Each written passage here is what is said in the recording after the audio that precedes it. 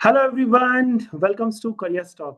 I'm Suran Sharma, an Agile consultant based in Netherlands, and today we'll go over Scrum Master interview questions that Infosys asked in May 2025, shared by one of our WhatsApp group member who just had their interview.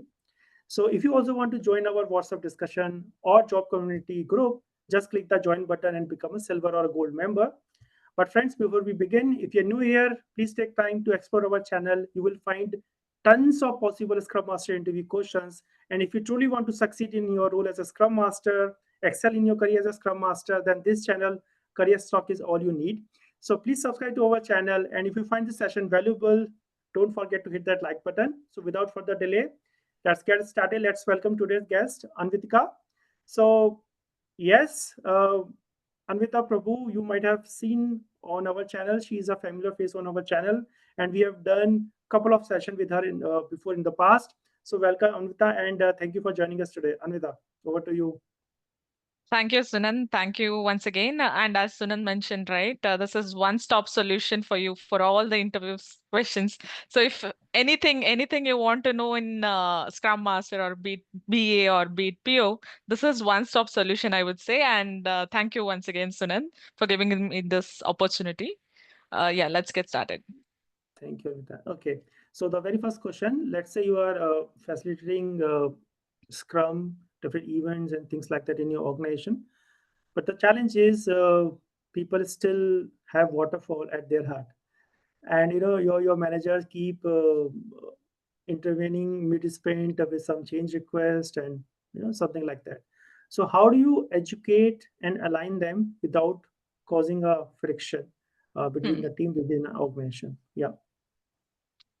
So, first thing, as a Scrum Master, always you need to have your empathy in hand, right? As I mentioned, almost all the answers of mine, you need not, question out right away like why there is scope change or why there is, it would interrupt the team or stuffs like that, right? First, you need to understand from the manager's perspective onto from where exactly it is coming, right? Is this a real ask from the management? Like I mentioned in one of the interviews, right, previously, it could be that from the management, there are certain things which has to be completed within the stipulated time. In that case, some of the requests, some of the changes would be accepted, but there are some process in which it has to be accepted, definitely.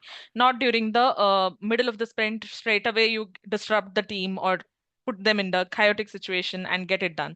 That's not the process, right? So you need to understand from the manager's perspective onto why exactly it is coming and from where it is coming, right? And what is the priority of that particular change request. First thing is that, and second thing is that if it is abruptly coming in and without any knowledge of the product owners or any of the management folks or any of the team members, right, then you need to educate the team. First of all, I would say that educate the manager, educate the team, and explain them. Let's say, for example, you're following a Scrum framework. So in that case, you need to explain what exactly Scrum principle holds on to and what are the values of it and why exactly we have sprint duration, why exactly we have the sprint goal, right? What is the intention of that? So if this is being hampered, right? If in case there are multiple change requests coming in between the sprint, then there could be possibility that the sprint goal is hampered and the team is little in a chaotic situation, right? They are not aware of what has to be prioritized, and maybe they're in the midway of some development aspect and they need to do context switching.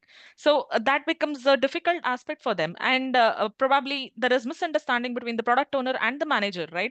Product owner is emphasizing on certain aspects that has to be delivered, whereas the manager is saying something else, right? So here you see that multiple aspects because of which it might hinder the team, right? So educate the team and explain hold on to empathy and explain the manager onto how it is impacting the team. It is definitely putting the team it might put the team in the chaotic situation, and at the same time the team may not be able to deliver aspects in the stipulated time period or whatever is the delivery due date which is being set. And even they might you know uh, uh, be not aware of the roadmap that is being set maybe for 2 3 sprints ahead, right? And also it impacts the velocity, right? How can we not forget that metrics, right? So it will impact the velocity as well. So explain all these factors and then upon educating, you need to have a proper process in place, right? If there are change requests, like for example, in our organization, what happens is whenever there is a change request, it goes to higher management. Like we have something called as outcome owners, who is like about the product owners who would get the requirements basically for the internal developments. So it goes to them, and upon their approval, we do a particular change request. Of course, there would be a discussion with the stakeholder, there would be discussion with product owners, and even the team would be aware of this, right? So formulate a particular process for this change request. That is important. And then discuss with the product owner. And so, as if this particular change request is important for the team to be developed within the let's say this particular sprint or the next sprint, then deprioritize certain aspects so that the team is not overburdened, right? With the let's say whatever the work items being whichever the work item the team takes in for them, right? So have a clear communication across the manager, with the manager, product owners, and whoever like is associated with the delivery of that particular project. And also have a particular DOD criteria, right? Definition of done forms a very important aspect, and you need to explain to the manager as well why exactly it is there, and what if this particular thing is not being considered, and you encourage most of the scope change, or maybe the change request in the middle of the sprint, then we are not abiding by the DOD criteria as well. As a result, it might hinder our quality, what is being delivered, right? So that is one more aspect. And with all these things in place, now you have educated, now you have a process in place, you have communicated appropriately, and the team is also aware of what they have to prioritize and what they can deprioritize, right? With the clear communication. So I think with all these things you put in place together, you can get a particular process in flow without hindering the sprint goal, as and the team is also in a smoother fashion to deliver the aspects within the given desired timeline. So I think this would be the good approach. Wonderful, Avantika. I really like the way you clearly explain all the points. So Yeah. I've just jotted down whatever you mentioned. Just Yeah. to recap it very quickly. Yeah. So build empathy before uh, education, I think. So you also mentioned, like, instead of just jumping straight to you should not interrupt, we should first Yeah. listen, understand like why Correct. they feel the need to intervene, and are they worried about any business priorities or deadlines or visibility. So showing your understanding, like showing that you understand their concern, build a trust and open the door for changes. So I think that's the very first thing which you talk about. Then you mentioned Hmm. about education. I think educate through a real example will be the key over here. So if you can, Hmm. explain, many manager come from a waterfall and they haven't seen the benefits of Scrum in Right. action. So if you can Right. walk them through examples from your team or from your past experience, that shows that how this mid-sprint changes reduce the team performance, or that can Hmm. lead to a lower quality versus when the teams were allowed to focus. So that will give them a different perspective, I think. Right. And then third thing, which a little bit I want to emphasize is if we can explain the role of a product owner. Sometimes Hmm. managers, they don't realize that there is already someone responsible for prioritizing and balancing the new work, which is a product Yeah. owner. So Yeah. if we can help them to redirect their request there, explaining that this ensures the business value is maximized without derailing the ongoing commitment, I think that's the key over here. Sometimes they are not aware about. So Hmm. that's something I think which we can also mention. And then of course we can provide a clear, transparent change process, as you mentioned. So Hmm. we should create a lightweight, agreed upon process for urgent requests. So for example, if Hmm. it's not urgent, it goes into the backlog for next sprint. Or if it's Right. truly urgent, the team plus product owner plus scrum master review if it's worth canceling the sprint, which is again a serious step under scrum but allowed. So this gives manager a clarity on how to bring those changes and what to expect exactly. Hmm. So that's, I think, something which we can emphasize. You also mentioned about matrices. So yes, use matrices to tell the story, show data. So with some example that how often this scope change mid sprint what will going to happen, how much work is unfinished, or how the team Mm-hmm. velocity is going to impact it, right? So Yeah. use Yeah. this not as a blame, but as an insight. So you Yeah. can tell them like, look, when we reduce interruption, we deliver 20% more value, something like Mm. that. So we can showcase some sort of data with the help of matrices, that will be good. And I would say also invite your these kind of managers in your scrum events and things like, Yeah. just to feel the pulse, like, okay, what exactly we are doing and why we are doing and how we are doing, right? So Mm. intervention happens because manager feels left out sometime. So if you invite them to your sprint review, your planning, your backlog refinement, where they can shape future work without disrupting the present. So Mm. this builds buy-in from all these kind of stakeholders, right? So I think that's again an important aspect. And the last, I just want to say that coach leadership on mindset, not on just on process. So help them to shift from a Mm. command and control mindset, that okay, I must tell my team what to do now, right? I mean, that is the typical mindset which these people have, to an outcome driven mindset. Okay, so let's set the clear goal, trust the team, and inspect the progress regularly. So this take Mm. time, but as an coach, as an scrum master, you can guide the leader on that journey. So I think that's again an important point over here. And last but not the least is like, celebrate your win publicly. So when a manager respect the Scrum framework, they see the positive results, highlight and celebrate it. So this also encourage Mm. others to follow, and Yeah. that will Yeah. create that kind of culture among your organization. So I think, yeah, that's few of the points which I just gathered from your conversation. So that's great. Yeah. Okay, so let's move on to our next question. So next question is, let's say two of your Scrum team working on a same product, and then they keep stepping on each other's toes, because yeah, of course they have dependency clashes and frictions and things like that. So how do you improve the collaboration between these kind of teams? Just like an interdependency, and all Mm. sort of issues are happening. So what you're going to do? What will be your approach? Okay.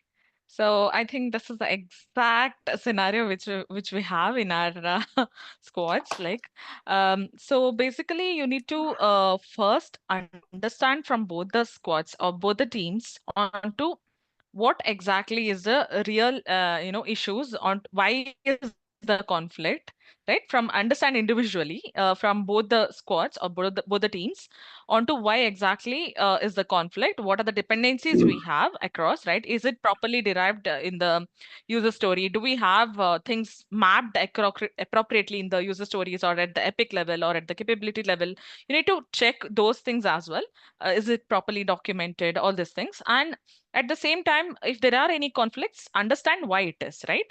First of all, everything boils out to first thing, that is listen, right, from both the parties onto why exactly is the conflict, and jot down those things. And second thing is that now let me explain with an example, a real time example which happen in our organization as well. So there is two teams, okay, which are interdependent on each other. So you need to have a proper vision or a common goal which is being set, like maybe the development standard which is set, and dependencies derived properly. You need to have a proper dependency matrix set for these both teams, right? So all these things we have to do it during the prioritization stage, or maybe during the refinement stage, right? As a product owner or as a tech leads, they need to take care of all these things. Second thing is that uh, um, now this is let me go back to the example. So example was that one team, our team was basically involved in reviewing the PRs for the other team, okay? So they were continuously giving the PRs, and they were like stating that this is not being reviewed and we are lagging. And as a result, what happened is our team was taking their own time to review the PRs and give the comments, right? Review comments, and they were giving in their own time because there was they were busy with their own priorities, their own work, right? Work items. So they didn't have much time to work on the other work items, and there were only few team members who were constantly providing the reviews, right? Since they had more expertise, right? So that's what was happening, and as a result they had to, the scrum master from the other team started interrupting every now and then, please review the PRs, and he kept poking the team members. So as a result that went to an it was a conflict. Basically they started complaining with me, stating that it is disturbing our routine, and continuously they're pinging us and stuff like that. But on their part also they were right. They're not able to deliver the aspects within the given time frame. As a result it went to the management level, got escalated and stuff like that, right? So they are also dependent. Now what happened is, there is a dependency. You see that there is a dependency, right, of us reviewing the PRs of them, and at the same time we need to also set up such an atmosphere that everyone looks into the code, because it is dependent, right, dependent code, and everyone understands what the other team is doing, right? That is second thing. And now how did we do a dependency management over here? First thing what we did is that we involved those people in our some of the events, like could be it's a daily scrum, we involved in daily scrum, and we involved them in sprint reviews. Because of this, what happened is, at least they are aware of what are our priorities, and if they have any of the challenges, right, from our team, then they can highlight in the daily scrum, and even in the review they would know what are the new priority aspects coming in and what are the challenges they would have because of these changes, right? So we involved them continuously in the sprint review as well as daily scrum. And the third part was that dependency management. How we did was that we set up for a particular call. We came to a conclusion, or I would say agreement, I would say, between the two squads, that whenever they have PRs for review, they need to prioritize those PRs. And as per the priority, right, we have set the SLA that if there are top priority PRs that has to be reviewed by our team, then we set up a SLA. Let's say within 3 days or within 4 days, this has to be done. That you provide the entire review comment and you approve the PR, right? So that they can continue with their work. So that's the thing. So we have set a SLA. Now this is the agreement which is done. Now, whenever there are priority aspects, the Scrum Master from that particular team would inform in our daily Scrum that we have these priority aspects, and he would post it in the channel also. We have a common channel, so he would post in that saying that these are the priority aspects which has to be considered, and the SLA is 3 days or whatever it is. So that now the team is having some direction that yes, within 3 days we have to do this particular aspect also.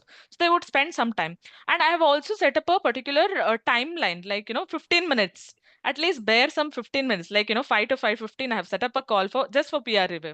Like in case if you have missed out in your day, right, any day whenever you're free, please allot this particular time slot for PR review so that they are not hindered, right? So this is how we have managed the dependency. And then we had a clear communication as well. Now whatever their concern is, they will either tell it out in the daily scrum or sprint review also, they would understand things. And then we took a feedback session, right? Once we did these things, now it resolved their problem. It didn't affect us also. Repeated intervention was not there. So as a result, our team could finally focus on our aspects as well, our deliverables. So we took a feedback on the sessions, right? And then we worked on, both the teams were happy, and this is the way in which we have reduce the conflicts. We have worked on dependencies. We conveyed things in a smoother fashion. Wonderful. Great, Yeah. Amrita, for that. Okay. So my take from this answer is that we have to first of all set up a shared product goal. I think that's very Yes. important.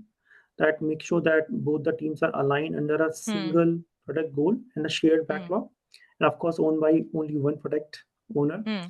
So this avoid team pulling in different directions. I think that's important point just to start with. And of course, we have to create a regular cross-team syncs like Scrum of Scrum. So we should make sure that all our representative from each team, it can be Scrum Master, it can be any key developer or anyone who can come together, they can share their update, they can discuss the dependencies, and they can, of course, they have to raise some flag, different risk as early as possible. And of course, we have to keep it lightweight and focused, specifically on the dependencies part. I think that's something which we should do. And as you also mentioned about the dependencies, right? So we should map the dependencies openly and early as soon as possible. So of course, we can use any visual tool. It can be Jira, it can be Miro, it can be anything, Yeah. or even a physical wall is also good. But where both teams can clearly see which stories, which tasks are linked and not linked, right? Yeah. So maybe we can make some dependency mapping or something like that. The idea is make your dependency transparent, so there is no Correct. surprise mid sprint suddenly, so people are aware about, okay, this is going to happen, this is my input, that will be my output, and things like that. So we have to do that and align our sprint schedules. That's, I think, it's important. If we have to ensure that both our team have synchronized sprint planning, if they have, we can come up with a sprint review and a retrospective. That is also going to help in Right. this case. I think this make it easier to coordinate work, and we have to ensure that the feedback is shared across both the teams. The people understand, the team member understand what is the feedback from the stakeholders, different stakeholders. And of course, in these kind of challenging scenario, I think PO and Scrum Master um, collaboration, their sync is again very important. So we have to make sure that the PO and the Scrum Master, both teams, are regularly communicating. uh, they play a key role in aligning the priorities and unblocking the Hmm. dependencies. Of course, they both should sync regularly, I think. And yeah, the next point is maybe we can also use some retrospective for joint learning. So maybe we can hold some joint retrospective occasionally. It's not like every here and then, but occasionally we can have some cross team retros just to reflect on where the friction is coming from, and Hmm. we both as a team can come up with a solution, right? So let the team themselves suggest some improvements, that how we can work on these challenges and Yeah. conflicts and things like that. And of course, in the last, we have to clarify the ownership and the boundaries. So clearly define which part of the product each team owns and which type of work they are responsible for. So this will also reduce overlap and confusion. Sometimes things are overlapping, so people thought, okay, you are going to do, I'm going to do, and no one is going to do Yeah. in the last. Yeah. So that's the thing. And yeah, in the last, like, you have to give a message that one team, we are one team, like one team mindset, right? So we have to remind both the teams that they're not competing with each other, but then they are like part of one product team. They Yeah. are part of one solution, right? So maybe we can also encourage them to celebrate some joint wins, or maybe we encourage some sort of peer work, or something like that, some knowledge sharing across the teams, something like that. So I think these are the few things which we can also work on, additional to whatever you just mentioned out there, Indira. Okay. uh, shall we move on? Yeah. Sure. Okay. So the next question is, let's say you notice that during a retrospective, there are few action items that are recorded, they are already there, but then really followed over the period of time. So what step do you take to improve the accountability and the follow-up on action items from your retrospective, or let's say any action items from your sprint, from your past sprints, from your project? Hmm. So yeah, so this is one of the most important aspect, right? Wherein we'll inspect and adapt, and we will probably work upon certain things in the upcoming sprint and or improvise over the upcoming sprint, right? So whenever there is a retrospective set, so whatever has to be started, right? We formulate it as a action item, and first thing is when you set it as an action item, it's not just you formulate it anyhow you want, right? It has to be in a smart way wherein it's specific and it is, measurable, attainable, and relevant and time bound.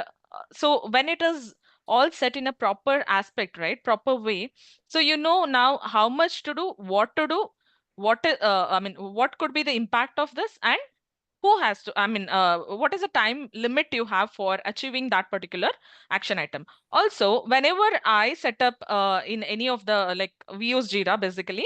So what I do is that I'll set up a particular ownership for each of the action item, right? I'll set the owner, so that you don't take all the action item as a scrum master on your plate, right? You know whom you need to follow up for this particular action item, right? So you need to set up a particular ownership for that owner for each of the action item. That is one more aspect. So now next, what I would do is that we generally, what I practice is that after completion of every sprint, I send out a sprint report, right? Wherein I'll have a tabular section for the retrospective action items and who are the owners for those and what is the status of it currently. Is it not started or is it in progress or is it completed? And what I would do is that I will review these things in the next retrospective, like where we stand, right? In the meantime, during the sprint, of course, we need to follow up on these particular action items. But however, let's say we have completed around 50%, right? I would also discuss during the next retrospective with the team, along with the team, right, where we stand on these particular action items, which are in progress, but maybe because of due to any of the reasons we are not able to progress, right? And you can also convert these action item into task, right? Wherein you can track these particular action items. So, for example, if you are using Jira, right, you can always as an when you set up a particular action item, it will give you an option to convert it into a issue or convert it into a particular task, right? So that you can track it. And you can see how many of them are completed, how many of them are still open, and how many of them need to be worked upon, right? So accordingly, you prioritize those action items, first of all, like which are the top priority action items that need immediate action, which can be considered possibly later. Maybe some of the, for example, like some of the knowledge shares things, which the entire team has to know, probably, which is out of the deliverables, right? But the team is interested to know on certain aspects. So those things can take a backseat, right? It's not a top priority aspect. So you can set up some bi-weekly sessions, knowledge share sessions or something like that, and you can educate the team. But it is not the top priority action item. So you need to prioritize those things first. Now, summarizing all the things, I would say that first, you set up the action items, prioritize these action items, which forms the top priority, which forms second, and which forms the least prior action items, right? And set up ownership for each of the action item so that you know whom to follow up for each of the action items, right? So during the sprint, you got to do that, right? It's not as a Scrum Master, we need to follow up on these aspects. And second thing is that define the ownership. Of course, the team has to take up this ownership. It's not that as and when you ask the team, they decide onto it and get things done, right? But they have to take up the ownership. As a Scrum Master, you need to coach onto the importance of taking the ownership of in any of the action items, right? How important it is. And then what you need to do is that review these action items. As I mentioned, in the next sprint retrospective, you just go through these retrospective points and review them where we lie and what are the priority aspects that is still need to be worked upon and why it is not done. Then you go about follow up. So this, I think, it is a step-by-step process which we can follow to get the action items done. Wonderful. Yeah, great. Yeah. Agreed, Anvita, with you. Just one or two small points just to Mm, add. So, I think the very first point is we should also try to limit the number of action items. So, let's mm, say in place of 10 improvements, which nobody has time to follow, maybe we can help the team to just to pick, one or two high impact action items, mm, actions which can realistically tackle next sprint, which we can work on. right. So the idea is like less is more and it's easier to track. So maybe we can say that, okay, team, let's focus on just the top two actions which we can commit to Mm, bring to the next this upcoming sprint, and we can always revisit the others later on. So that will give a team a clear time, like, okay, where they have to follow on which of those action items, as you mm, also mentioned about the priorities. But then even with the priorities, like if we can just pick top, let's say two three, let's mm, finish mm, them first and then only bring the other one into the picture. So that's one thing. And of course, second thing is sometimes you forget to make those action items visible. Sometimes they are just lying yeah, in yeah. some Excel sheet or some board, and which we just review after 2 weeks or three sprints. So that's again which I have seen a challenge. So it's very important that you should make that, either you can make it the physical team board or have somewhere, maybe it's your conference dashboard or some Mm, Jira board, even your in your daily Scrum calls, put it somewhere where people can see, maybe just like a zero pointer user story or something like that in your Jira board or in whatever board you have, right? Just so the team see them, and then they can update the progress, right? So Right. you can say that, okay, I have added, two retro actions as a swim lane on our board that check in on these briefly during our daily scrum calls, something like that. So if you want, you can add a one swim lane or one user story or whatever. The idea is visibility should be there. Sometimes we just Yeah. forget and we just take once, maybe in a week or something. So, but then visibility is gone. So other thing is, Mm. you also mentioned about clear owner. Mm. Absolutely agree with you. Like, instead of having again a problem, we all going to do it, team will going to do it. It's not going to work like that. Yeah, yeah. At least have one team member to drive each action, right? Right. They are not doing all the work, but then they make sure that it's moving. So have someone. So let's Yeah. say, Sunan, would you be the owner of improving the test pipeline issue? You can pull in whoever you need, but you will be the single point of person for me or for all the team members, right? So have clear accountability, who is going to own that action item. It's very important, right? Yeah. And as you also mentioned, check during the sprint. So yes, as a scrum master, maybe you can add some quick retro action check-in during your daily scrum, or maybe mid Mm. sprint, Mm. maybe after every week, every Friday or every Tuesday or something like that.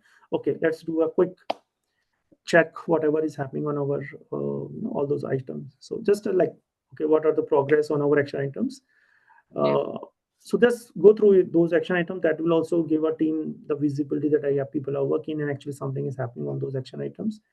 And of course, as you mentioned, review all the outcome at the next retro. So before you come up with the new action item, make sure that whatever we should revisit the last sprint action items, what was done, Yeah. what impact did it have. This close the feedback loop, right? So Yeah. tell them that, okay, last retro we decided to pair more on a tricky story. So how did that go? Should we continue? Should we adjust? Things like that. So ask those kind of questions. Then you will get a Mm. sense whether people actually feel it or just on sake of we are just closing the action items. So it's very important that people should understand that, okay, if action item is closed, what's happening, right? And sometimes even if you can link your action item to your sprint goal, that also great. Maybe Mm. you can mention that, okay, remember one of our sprint goal is to reduce the CI build failure, and our retroaction directly supports that. So that can also give a kind of shift that if we can add those action items with our success of our sprint goal or some with sprint success Mm. criteria, things like that.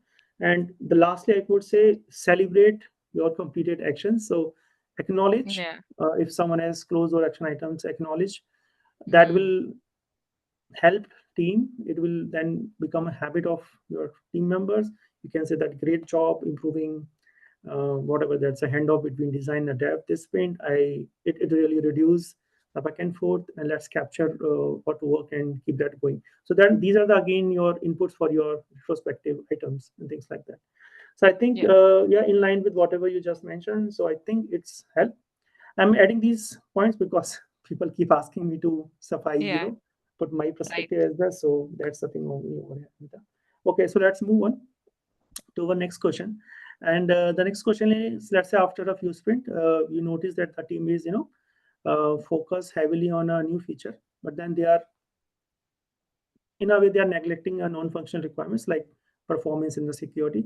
So how do you bring balance to the backlog? Yeah. So first thing first, right?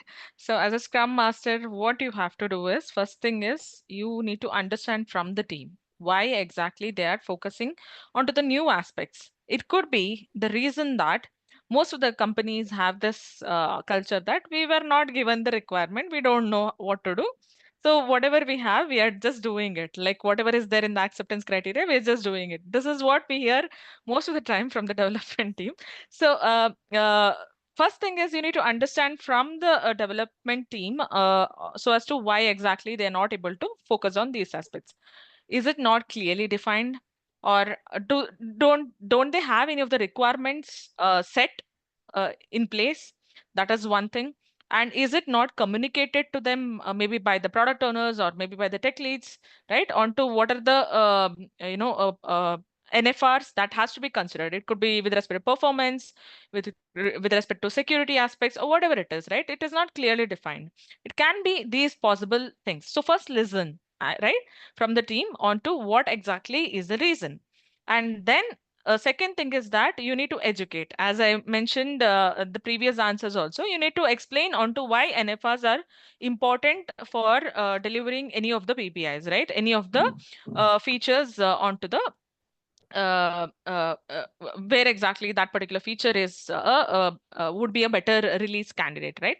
First thing is it would hinder the quality, right?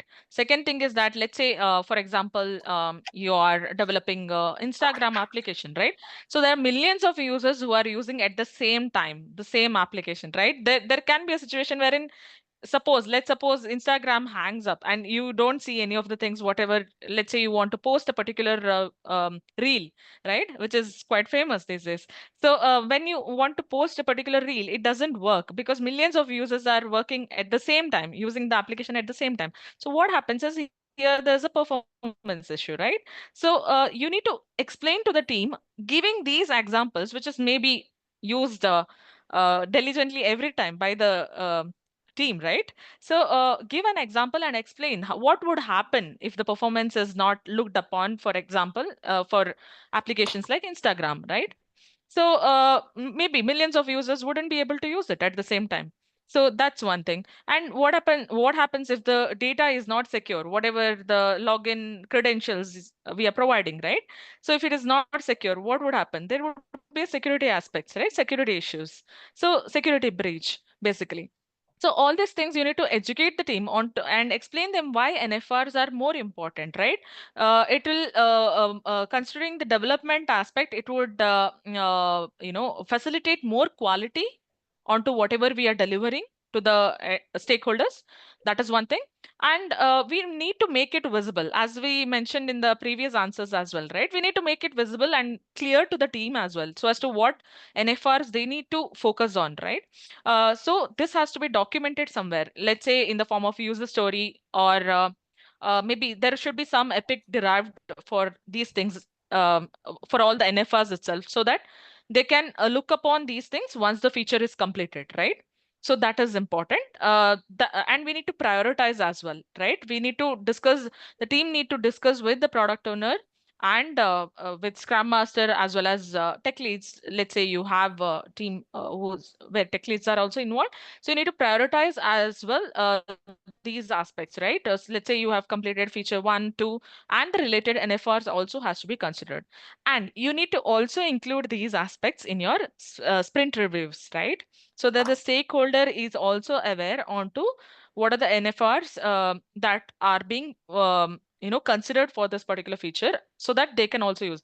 For example, one of my previous organizations, as I mentioned in one of my video, I had mentioned this example, wherein when multiple users use at the same time, the application wouldn't work.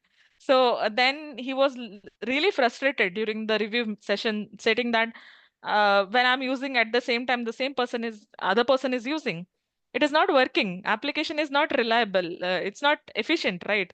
So this creates frustration. So these things and all, you need to help the team understand these things and include them in the reviews as well. And then you can also make sure that include them in the definition of done as well. So whenever you're providing any of the PBIs, right, you have this checklist derived. Could be what percentage of completion, that maybe you can derive it as per the team capacity or as per the team composition and as per the application as well. But there should be some of the checklist derived for these things as well. Maybe that is one of the aspect which you need to consider, which determines the quality. So then I think yeah, these are the aspects. And how you would communicate is through retrospective, or maybe during any of the knowledge share sessions, you can educate the team, right? So the importance of these NFRs. So I think these are all the aspects which you can put forth together and help the team prioritize and work upon the NFRs. Wonderful, Anita. I think you Yeah. covered most of the point. Just to add, so I think very first point is that we should raise awareness with the product owner and the team. So, for example, let's say in a Yeah, backlog yeah. deployment, you can gently highlight that okay, we have been sprinting hard on the features, but we haven't Mm, touched performance or a security stories in a while. So, should we mm, check if any NFRs are becoming risk? Raise these kind of questions, and this creates shared awareness without blaming anyone. So I yeah, think yeah. we as a Scrum Master should come up with these kind of powerful open-ended questions.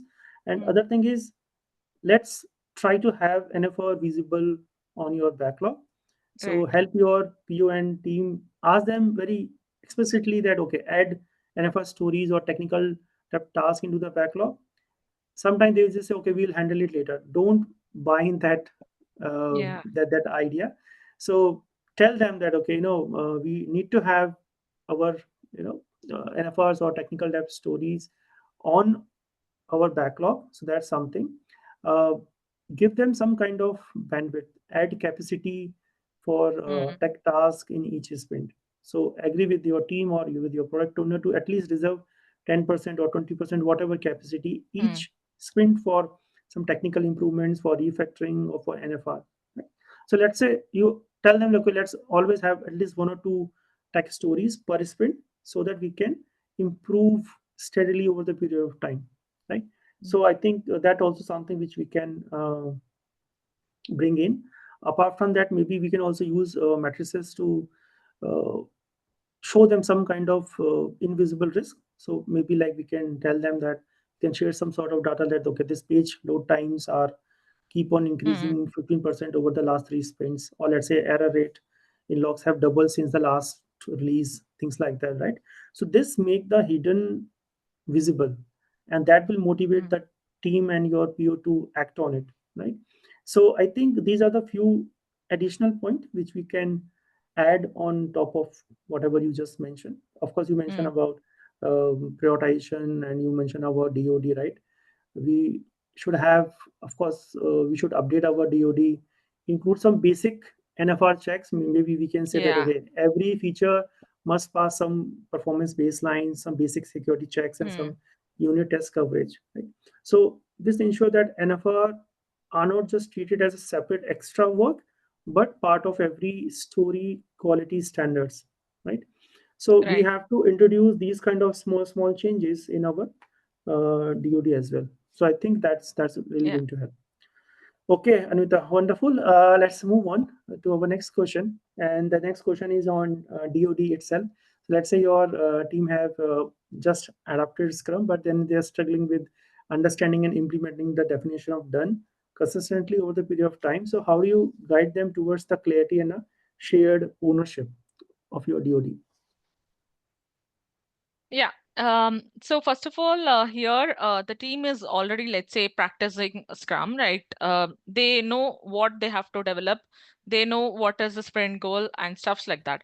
So, but they are not aware of what exactly the OD criteria is and how it'll help them to deliver the PBIs in a, let's say, one sprint or two sprint, whatever is being set, right? The release duration. So, first thing is that we need to educate the team, as we kept mentioning in the previous answers, right? So, first we need to educate the team onto what is the importance of DoD criteria, right? For example, this is for everyone, I would say. First of all, we need to every team has a different can have different set of DoD criteria defined based on the applications what they are working on and based on the delivery timelines and stuff like that. So first of all, you need to make sure that the product PBIs what you're planning to deliver has some quality checks, has some user manuals, or has some design documents, has some unit test cases which is being done, and has some testing which is done, which could be functional and which could be regression, and some percentage of automation. It's not that every time you complete 100% automation, right? During your Mhm. PBI delivery. So you need to have some percentage of automation completion, and your user manual should be updated and approved, all these things. So you need to have certain set of checklists. What value it adds to your delivery is that you know now what to deliver. You're not confused of what can be possible things. Let's say you have completed ABC feature, right? ABC user story, for example. Now it is when exactly it is said to be a right candidate for release is that when you have all these checklists which is being checked, which is you have to do the unit testing, you have the design documents, you have the acceptance criterias which are in place, and which are being reviewed by whosoever, like product owners or business analysts you have in the team, right? And you have all of the functionalities which is working. How would you check that? Using functional testing. And then you would also check that you don't have the recurring bugs which are there. You have the top priority bugs which are being worked upon before delivering, right? You have the user manual which is being provided to the end users so that they easily ease out their UAT as well as the production, right? Usage. So that those things you need to derive certain checklists, and you need to have a proper idea defines the quality. So once you educate, right, you need to have a stipulated checklist derived, like as I mentioned before. You need to have those checklists derived. So in my previous organizations we had set up in the Azure board itself that whenever one particular task is done, we enable the toggle. So basically, there were toggles which were set. So we enable that. Let's say the development team has completed the unit testing, enable that toggle, and then you goes to the other aspect. At the same time, we would also document this unit test, right? Sometimes it so happen that they just toggle it, but they'll not finish off, they'll not document it, right?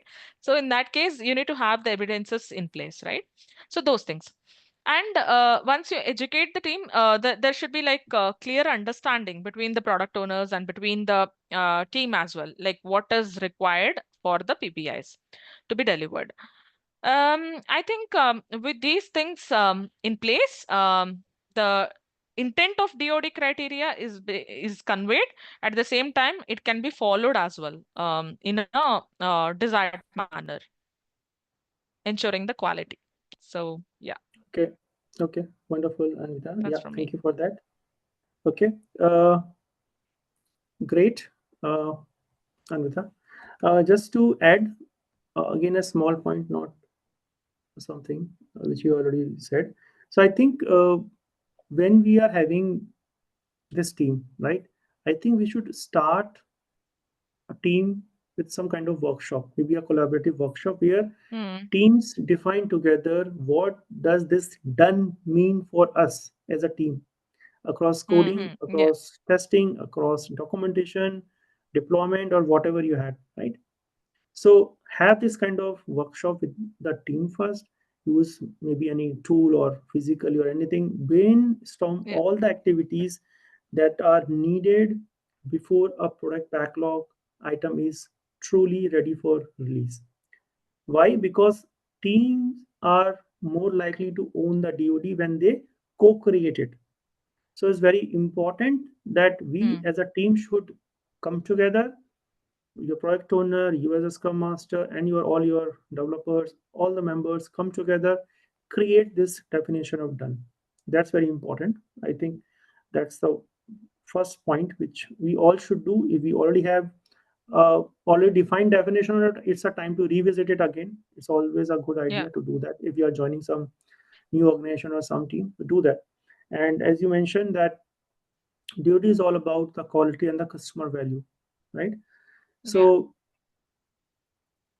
we should not just explain what the DoD, but why it's important, why it matters, Yes. right? So the DoD ensure that everything we deliver meets some quality standard, some bar which we have raised for ourselves, right? So no hidden gaps, no surprises for users or the stakeholders. Right? So use that. Put some real examples that okay, remember that the last sprint when a story passed, but uh, dev failed in UAT because there's not a strong DoD. So let's maybe we can update our DoD or things like that. So try to connect your quality customer value with your DoD. That will definitely going to help. And as I keep on mentioning, make it visible, embed in your daily work. That's very important that during your daily scrum calls, as a scrum master, you can gently ask them, politely, you can ask them that, okay, are there any tasks still missing for the story to meet the DoD definition of done? And maybe that during the reviews, you can check, okay, does this increment meet everything in our DoD? that will trigger, all these questions will trigger your developers to check, go back and do that again and again, because now you are asking them again and again. So it will be like the habit for them. Do that, and of course DoD will improve over the period of time. So in your retrospective, you can review your DoD. If you think that it's not been reviewed after a long time, maybe check, like, okay, did our DoD is still valid? Is there any gaps? Should we add? Should we adjust anything? Sometimes you have to remove a couple of items from the DoD as well. It's not like always about the adding the stuff. So the idea Yeah. is your DoD is not static. It evolves as the team mature. Few things which are relevant earlier are not relevant now. Few things you have to add over the period of time. And of course, you have to align your product owner and all your stakeholder on this definition of done, right? Because when we say, oh, our DoD include code testing, acceptance criteria, Yeah. we need all the stakeholder input as well, right? So I think we have to ensure that our PO and the stakeholder understand and support the DoD, and it's not just for your dev team only. Okay, so try to incorporate these other Yeah. stakeholders as well when you can come up with your DoD. Okay, wonderful, Anvita. I think, yeah, these are the few additional points just want to add. Okay, let's move on to our next question. So let's say one of your new product owner joins, and the PO wants to reprioritize the backlog drastically, but your team is midway through delivering a large feature. So how are you going to manage this transition smoothly? Yeah. So first of all, once is a when a new product owner joins, you need to first of all greet that particular product owner and introduce to the team, and then possibly get along his view on the product visions, like his idea onto the vision, right? So you need to understand from his perspective, and as I mentioned in almost like all the answers, right? Second thing is that why there is a drastic push for delivering new aspects within the particular within the team, right? So you need to understand from the product owner that the new product owner has joined in, but why is the new change, right? And then you need to contextualize onto the what is there in the current scenario, right? What is the current team focusing on? What could be the possible capabilities that they are focusing on, and what forms the priority for the maybe the stakeholder for the work items that they are working currently working, right? You need to showcase those things as well, so that the product owner is aware of what the team is working on, what is the priority which is set for those aspects, and what importance it holds for the stakeholder, right? And where are they with the particular capability or with the particular epic or whatsoever it is, right?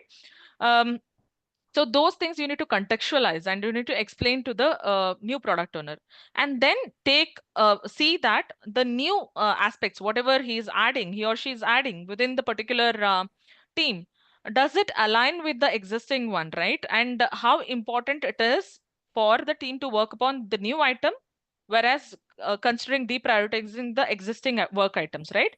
So before they do the context switching, they need to understand, right? You need to have a combined discussion with the product owner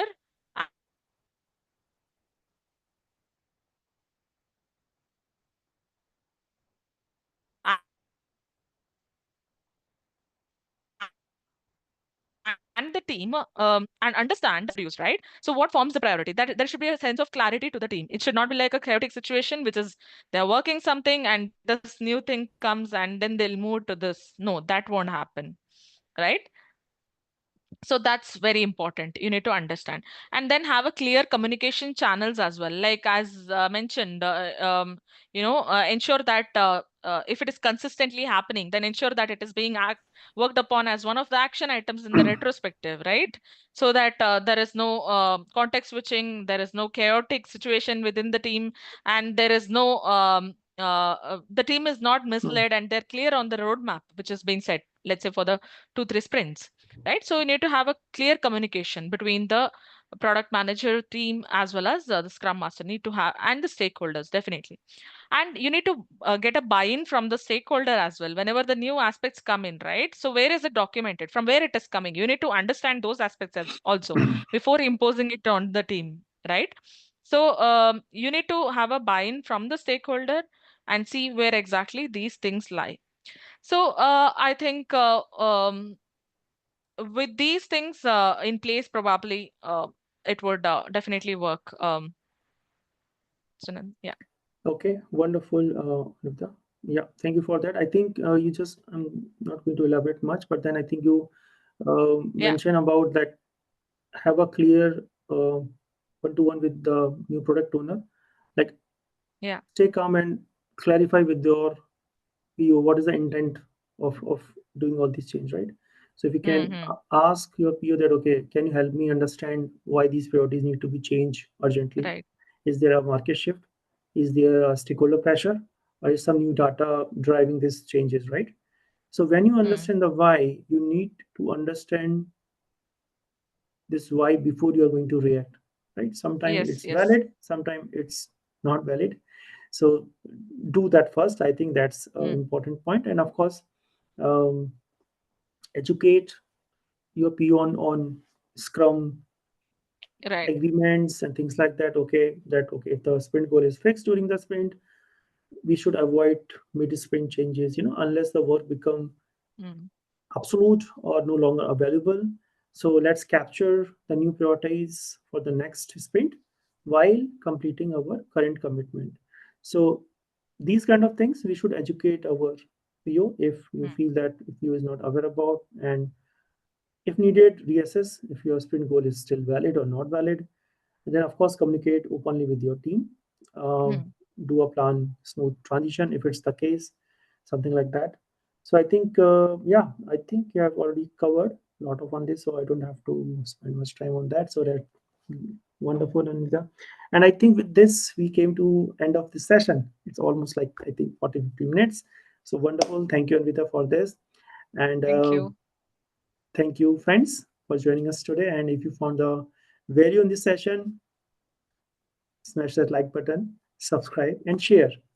And it really helps us to grow if you share these videos with all of your other colleagues and friends and on LinkedIn.